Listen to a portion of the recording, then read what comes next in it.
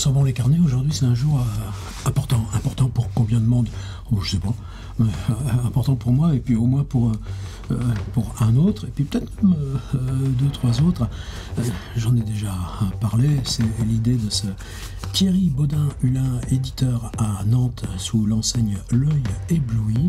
Vous savez, 53, c'était le dernier livre de Georges Perec, un livre écrit en 53 jours, comme Stendhal, paraît-il, a écrit sa Chartreuse de Parme. Oui, mais enfin bon, il l'avait préparé un peu pendant 2 ans, travaillait des traductions, des chroniques et tout ça, avant que pendant 53 jours, le petit Henri Bayle, là, en faisant des allers-retours dans une pièce plusieurs heures par jour, dictait un secrétaire, donc. Et ça nous a laissé la Chartreuse de Parme. Et Thierry Baudin-Hulin a eu cette idée de 53 livres. Chacun de 53 pages, par 53 auteurs, tous voués à Georges Perec. Et il m'a fait l'amitié de m'en demander un. Pour moi, c'était forcément espèce d'espace.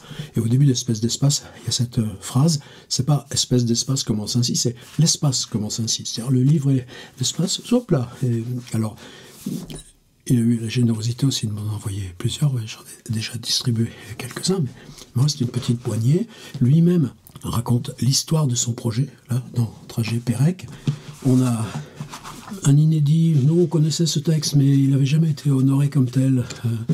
50 choses qu'il ne faut tout de même pas oublier de faire avant de mourir. Donc, un texte de Georges Perec et Jacques Bins. Et une idée encore un petit peu... Attendez, il y a quelques... Un objet non identifié, mais cependant motorisé, passait dans la rue. Et donc il a eu l'idée de demander à cette agence nantaise qui lui a aidé à inventer cette maquette. C'est des typographes. Il leur a donné à eux aussi un livre. Et pour moi, c'est quasiment le plus passionnant. Alors là, ça fait un petit peu 2 ans peut-être, le premier mail de Thierry. Moi, une bonne année que je lui avais... Non, 1 an exactement que je lui avais donné mon manuscrit. Ensuite, on a bossé dessus. Hein.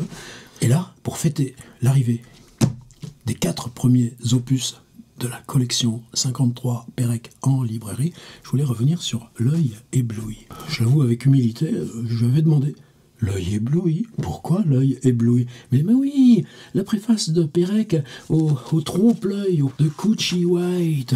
Je dis, mais on le trouve ce truc? Ouais, t'inquiète pas, cherche, je le trouve.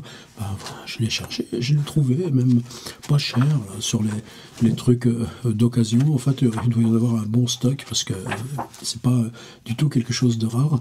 C'est une compilation de photographies un peu partout au monde, de peintures en trompe-l'œil à toutes les époques. Donc déjà, c'est un régal. Perec a écrit la préface à L'Œil ébloui. Et là, c'est une collection chez Hachette. Le papier est un peu jaune, donc 1981. Wow! 1981, ouais, je m'en souviens, c'était l'arrivée de Mitterrand, puis d'autres choses. Il y a Magritte qui est très présent là, dans cette question de trompe-l'œil. Et la préface de Georges Perec, c'est quand même un texte consistant. 2, 4, 6, 8, 10, 12, 14 pages. Et 81, quand même, on est 1 an avant sa mort de Georges Perec. Je vais vous lire un petit passage, juste sur la notion de réalité. Vous connaissez le verbe éberluer, être éberlué? On peut en faire un, non? Avec éberluement. Il est bien évidemment que cet éberluement ne fonctionne, ou plutôt ne persiste, que tant que nous voulons bien en être dupes. Georges Perec a inventé le mot éperdu. Éberlument, qui n'a rien à voir avec éperdument. Vous sauriez le réutiliser, vous, quelque part? Donc juste un petit passage là de Perec parlant de la notion de réalité. Reprenez après ça la vie mode d'emploi, où c'est partout des jeux de niveau de représentation, de permutation entre le réel et ses représentations. Mais si je le lis, c'est bien sous forme de remerciement à celui qui a pris là ce titre inventé par Perec pour les trompe-l'œil de Coochie White, et en a fait le nom de sa maison d'édition. au début, là on est plutôt sur la question du trompe-l'œil. Alors le problème que j'ai au moment de décider à le lire, c'est que tout est... Tenez, par exemple, là, si je reprends éberlument, il est bien évident que cet éberlument ne fonctionne, ou plutôt ne persiste, que tant que nous voulons bien en être dupes, nous pouvons jouer avec ces illusions d'espace comme avec ces illusions d'optique où tels carrelages hexagonaux deviennent, sous notre regard, des cubes faussement en relief, dont l'orientation varie selon la manière dont on veut bien les voir, et qu'un simple clignement de paupières suffit à faire basculer. Il y a là quelque chose qui est du domaine du rêve, de ce trouble, cette incertitude si bien décrite par Roger Caillois, où d'un seul coup tout un pan de notre réalité nocturne vacille, avec les fleurs bleues de son papier peint, sa suspension de faïence blanche, la cafetière de tôle émaillée, la table ovale avec sa toile cirée à carreaux. C'était juste pour installer là le nom de Roger Caillois. Et puis cette notion d'incertitude quant à ce qu'on voit et sur la réalité. Ce n'est pas la réalité, évidemment, mais seulement ces signes, ces indices qui constituent l'art de ces architectures illusoires. On parle des trompe-l'œil. L'imitation d'un sol carrelé aux dalles pas tout à fait jointives, d'un enduit de plâtre qui s'écaille un peu, de légères fissures dans une colonne de marbre, des marches d'escalier que des générations semblent avoir minusculement usées. Ça vaut aussi beaucoup là, pour cette question de l'illusion de réel dans les images avec les applications génératives.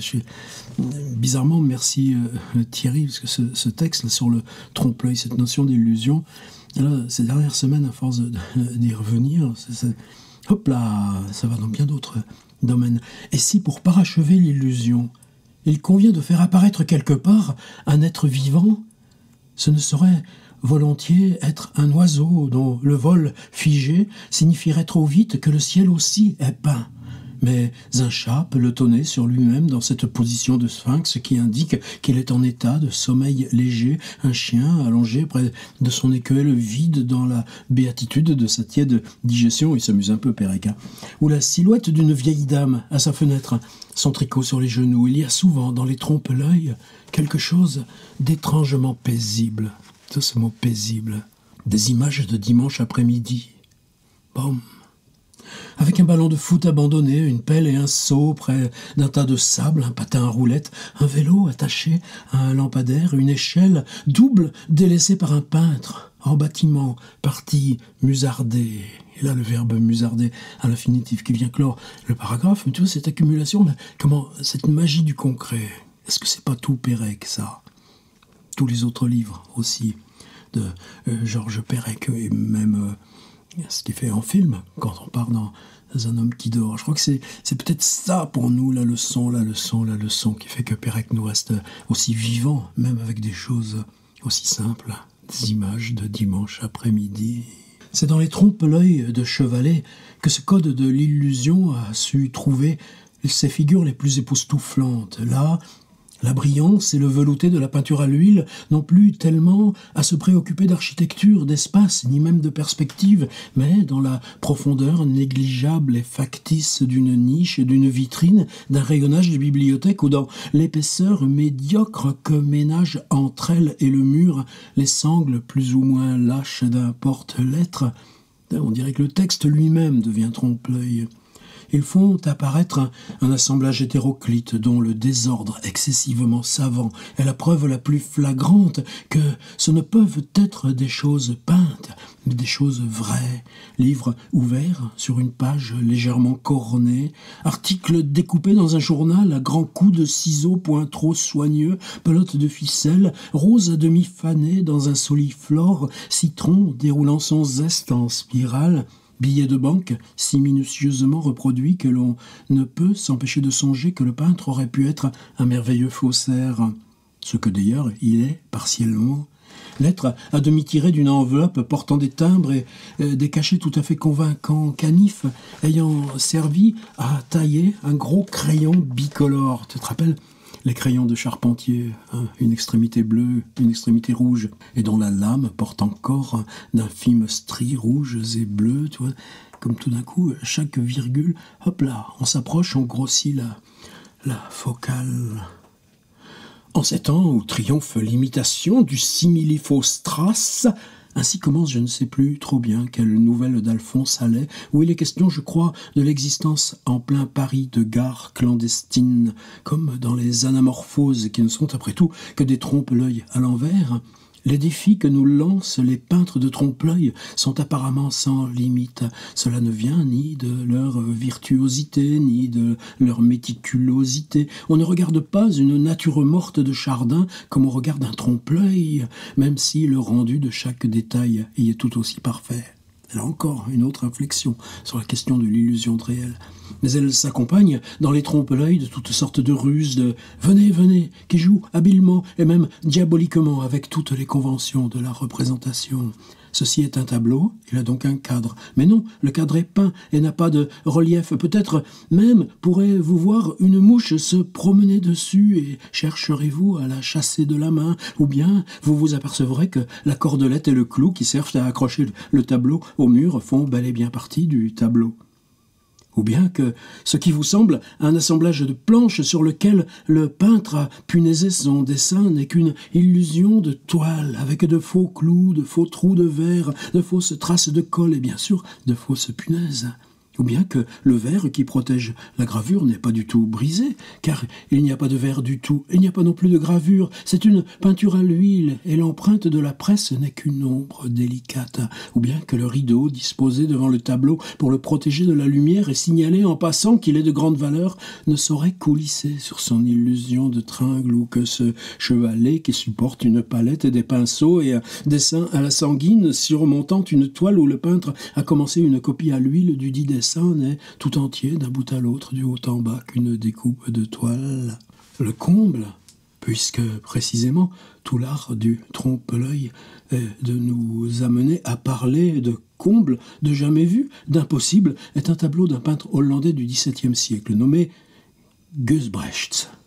Il représente un tableau retourné, c'est-à-dire l'envers d'une toile, soit, très précisément, son châssis de bois, le revers non préparé de la toile, le retour de la toile tendu sur le châssis au moyen de petits clous, une étiquette portant le numéro 36 est fixée en haut à gauche de la toile, de la fausse toile. Le tableau est aujourd'hui accroché au musée royal de Copenhague. Je suppose qu'à l'origine, il devait simplement être posé contre un mur quelque part dans l'atelier du peintre. Tôt ou tard, un client éventuel devait finir par le prendre, le retourner pour voir ce qui était peint derrière. Il devait avoir l'impression de tenir en même temps les deux côtés du miroir. Voilà, petit extrait. Et d'ailleurs, dans l'avant-dernier paragraphe, là, vous savez de quoi il parle, Pérec? De cette peintre Coachy White et de ses trompe-l'œil. Il fallait quand même bien que dans sa préface, il en fasse un tout petit peu mention, non? Il dit Thierry Baudin-Hulin, inventeur de l'œil ébloui, pourquoi dans tes 53, il n'y aurait pas un 53 bis ou tout simplement tu la reprendrais cette préface 15 pages d'un livre grand format, on peut très bien la concevoir avec les amis de Yokna comme un petit livret de 53 pages, sans illustration, juste là, sur cette idée de trompe-l'œil. Et que le texte, s'il n'a pas d'image, devienne lui-même un trompe-l'œil en nous retournant à l'intérieur de nous-mêmes sur qu'est-ce qu'on voit à l'intérieur du texte qu'on prend pour du réel. Hommage à l'œil ébloui.